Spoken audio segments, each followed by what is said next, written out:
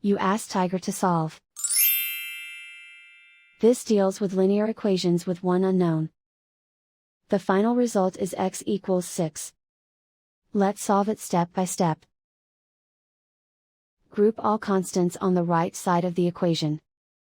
Subtract 4 from both sides. Simplify the arithmetic.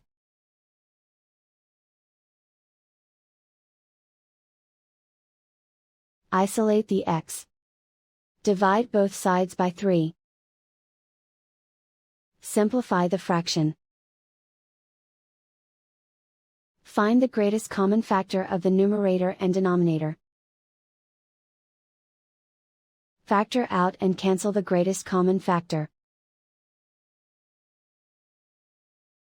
And so the final result is x equals 6.